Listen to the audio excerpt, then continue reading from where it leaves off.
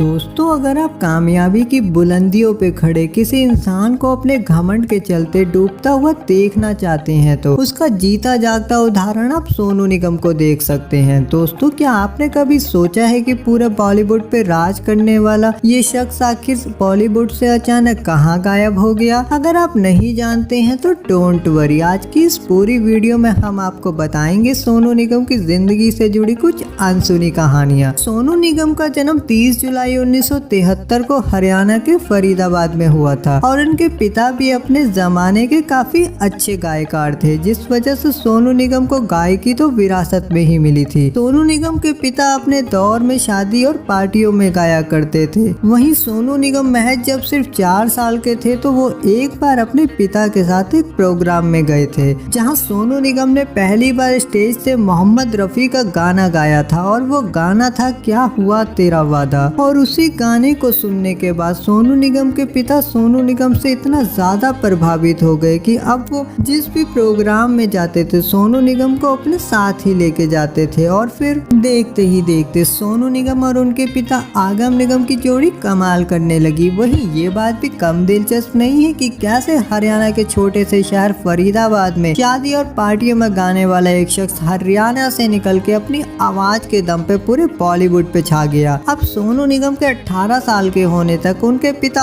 आगम निगम उनकी प्रतिभा को अच्छी तरह से पहचान चुके थे, जिस वजह से अब उन्होंने सोनू निगम को मुंबई ले जाने का फैसला किया, जहां उन्होंने उस्ताद मुस्तफा खान से असली सुरों को पहचान के अपनी आवाज में 4 चांद लगाना सीखा। जिसके बाद अब सोनू निगम संगीत में पूरी तरह से पारंगत हो चुके थे और अब सिर्फ उन्हें एक ब्रेक की तलाश थी जो कि उन्हें बॉलीवुड में एंट्री दिला सके। और ये काम किया टी सीरीज के मालिक गुलशन कुमार ने। गुलशन कुमार शुरुआती दौर में अपनी कंपनी टी सीरीज में सिर्फ नए कलाकारों को ही मौका दिया करते थे। वहीं सोनू निगम उस वक्त ज्यादातर मोहम्मद रफी के ही गीत गाया करते थे, जिस वजह से गुलशन कुमार ने सोनू निगम के साथ मिलकर रफी की यादें नाम से एक एल्बम रिलीज की और यहीं से ही सोनू निगम को अपनी लाइफ का पहला ब्रेक मिल गया, जिसने सोनू निगम को लोगों के बीच थोड़ी सी पहचान दिलाई। वहीं गुलशन कुमार को सोनू निगम की आवाज अच्छी लगने की वजह से उन्होंने सोनू निगम को अपनी एक फिल्म जानम में प्लेबैक सिंगिंग का मौका दे दिया, मगर दुख की बात ये रही कि ये फिल्म कभी रिलीज ही नहीं हो पाई। अब इस फिल्म में गाना गाने के 2 साल बाद गुलशन कुमार ने अपनी एक और फिल्म आजा मेरी जान में सोनू निगम को एक बार फिर से प्लेबैक सिंगिंग का मौका दे दिया और वो गाना था ओ आसमां वाले। ये वो पहला गाना था जिसके जरिए सोनू निगम ने फिल्मी दुनिया में अपना पहला कदम रखा था। और फिर साल 1995 में किस्मत ने उनका साथ दिया और उन्हें टीवी के एक शो सारे गामा पे एंकरिंग करने का मौका मिल गया, जिस वजह से लोगों के बीच सोनू निगम की थोड़ी सी फेस वैल्यू बन गई। लेकिन अभी तक सोनू निगम को वो पहचान नहीं मिल पाई थी जिसके वो असली हकदार थे और वो असली पहचान उन्हें मिली अच्छा सिला दिया तूने मेरे प्यार का और ये धोखे प्यार के धोखे के गीत से। दोस्तों, अगर आपको ये वीडियो जरा सी भी पसंद आ रही हो तो चैनल को सब्सक्राइब के साथ साथ नोटिफिकेशन बेल को जरूर ऑन कर लें ताकि आगे से आने वाली सभी वीडियो के नोटिफिकेशन आप तक जरूर पहुंच सके। दरअसल साल 1995 में गुलशन कुमार ने अपने भाई किशोर कुमार को लेके एक फिल्म बनाने का फैसला किया, जिसमें उन्होंने उदित नारायण और नितिन मुकेश जैसे दिग्गज कलाकारों के साथ साथ सोनू निगम को भी इस फिल्म में गाना गाने का मौका दे दिया। और वो फिल्म थी बेवफा जन्म, जिसमें सोनू निगम ने अच्छा सिला दिया तूने मेरे प्यार का और धोखे ये प्यार के धोखे गाना गाया था। और इस फिल्म के रिलीज होते ही सोनू निगम उदित नारायण और नितिन मुकेश जैसे दिग्गज कलाकारों पे भारी पड़ गए, जिसके बाद इन दोनों गानों ने रातों रात सोनू निगम को आसमान की बुलंदियों पे पहुंचा दिया। और बाकी रही सही कसर 1997 में आई फिल्म बॉर्डर ने पूरी कर दी, जिसमें सोनू निगम ने संदेशे आते हैं हमें तड़पाते हैं गाया था।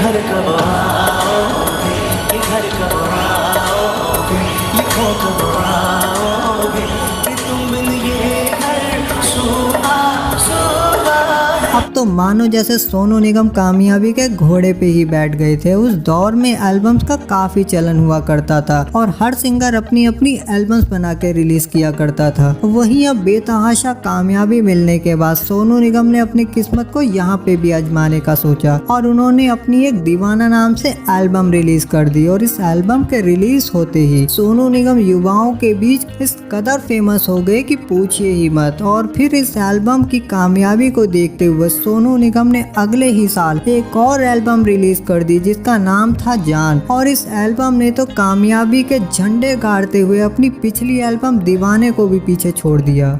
इस एल्बम के एक एक गाने ने मानो लड़कियों को सोनू निगम का दीवाना ही बना दिया। और अब आलम ये हो गया कि सोनू निगम जिस भी गाने को गा देते वो हिट हो जाता। सोनू निगम को दो बार फिल्म फेयर पुरस्कार से भी सम्मानित किया गया। वहीं कल हो ना हो गाने के लिए तो उन्हें राष्ट्रीय पुरस्कार तक दिया जा चुका है। इसके साथ ही वो न जाने अब तक कितने ही बार फिल्म फेयर अवार्ड के लिए भी नॉमिनेट किए जा चुके हैं। वहीं इसी कामयाबी के बीच राजकुमार कोहली ने उन्हें अपनी एक फिल्म जानी दुश्मन में एक्टिंग का भी मौका दे दिया। वहीं सोनू निगम की कामयाबी का अंदाजा अब आप सिर्फ इसी बात से लगा सकते हैं कि मुंबई पहुंचने से पहले चंद रुपयों के लिए गाना गाने वाले सोनू निगम अब अपने हर एक गाने के लिए लाखों रुपए में चार्ज करने लगे थे। अब आप सोच रहे होंगे कि इतनी ज्यादा कामयाबी की बुलंदियों पे पहुंचने के बाद सोनू निगम अचानक से बॉलीवुड से गायब क्यों हो गए। चलिए जानते हैं। असल में कामयाबी का नशा और सफलता का घमंड ही सोनू निगम को ले डूबा। जिस टी सीरीज कंपनी ने सोनू निगम को फर्श से उठा के अर्श तक पहुंचाया था, यानी कि अपनी कंपनी में पहला ब्रेक देके उन्हें टॉप का स्टार बनाया था, वो उसी कंपनी को खुल के म्यूजिक इंडस्ट्री का माफिया बताने लगे। और बात यहाँ तक आ गई कि गुलशन कुमार की बहू दिव्या ने तो सोनू निगम को एहसान फरामोश तक कह दिया था। वहीं अपने घमंड के चलते सोनू निगम सलमान खान से भी उलझ बैठे। और इतना ही नहीं, सोनू निगम का घमंड तो इस हद तक सर चढ़ के बोलने लगा था कि एक बार खुद ए.आर. रहमान फिल्म रॉबर्ट के एक गाने के सिलसिले में उनसे मिलने गए तो सोनू निगम ने ये कहते हुए इस फिल्म में गाना गाने से इनकार कर दिया कि मैं इस तरह के चीप गाने नहीं गाया करता और उन्हें आगे से इस तरह के गाने ना लेके आने को भी कह दिया। वहीं हद तो तब पार हो गई जब एक इंटरव्यू में सोनू निगम ने ए.आर. रहमान के गाए हुए गाने को 10 में से 3 नंबर दे डाले। वहीं एक बार हिमेश रेशमिया भी जब एक गाने को लेके उनके पास गए थे तो सोनू निगम ने उन्हें भी ये कहते हुए मना कर दिया था कि मैं इस तरह के घटिया और चीप गाने नहीं गाता। और अब इसी तरह अपने घमंड के चलते उन्होंने आने वाले कई गानों को एक के बाद एक ठुकराना शुरू कर दिया, जिसका अंजाम ये हुआ कि लगभग सारी बड़ी म्यूजिक कंपनी ने उन्हें काम देना बंद कर दिया। वहीं बाकी बची कुची कसर उन्होंने बड़े बड़े स्टार से पंगा लेके और उनके खिलाफ उल्टा सीधा बयान देके पूरी कर दी। उधर म्यूजिक कंपनी ने तो उन्हें पहले से ही काम देना बंद कर दिया था और अगर कोई म्यूजिक डायरेक्टर उन्हें काम देना चाहता भी था तो म्यूजिक कंपनी ही उन्हें मना कर देती थी। और फिर धीरे धीरे अरिजीत जैसे सिंगर जब बॉलीवुड में कमाल करने लगे तो बॉलीवुड को सोनू निगम का विकल्प भी मिल गया, जिसके बाद सोनू निगम हिंदी सिनेमा से धीरे धीरे गायब ही हो गए। और उनके हिंदी सिनेमा से बाहर होने का कारण बना उनका